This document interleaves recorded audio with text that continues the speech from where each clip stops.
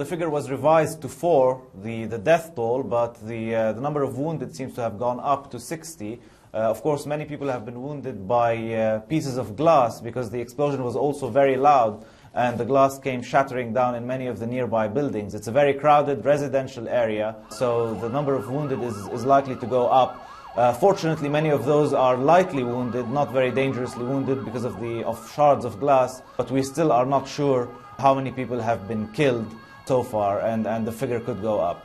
And just looking on Twitter, Rami, lots of people are speculating this is related to the Syrian conflict. Do we have any idea of who was targeted and who carried this out?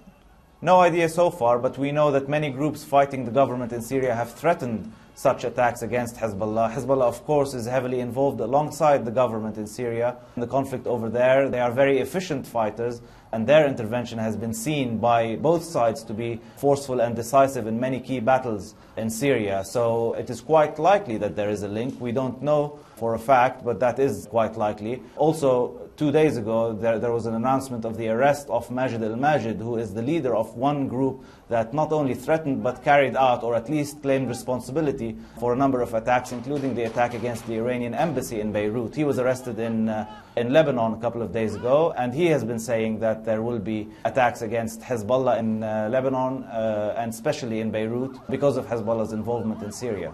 And Rami, we've had this attack today. Last week, a high-profile political advisor was assassinated. Has this violence affected life in Beirut? Is it noticeable there are more precautions being taken? Well, the precautions are mostly noticeable after such attacks. Of course, Beirut, or a very main street in downtown Beirut, was cut off for a couple of days after the explosion you mentioned, in which Mohammed Shattah, the former government minister, was assassinated. Quite likely that there will be similar disruption in Dahi, in the southern suburbs of Beirut, in the coming hours and maybe even days, as the investigation goes on over there into this latest attack. However, there is also, of course, the country is always shocked and shaken by such attacks, but it's become almost a part of life here in Lebanon.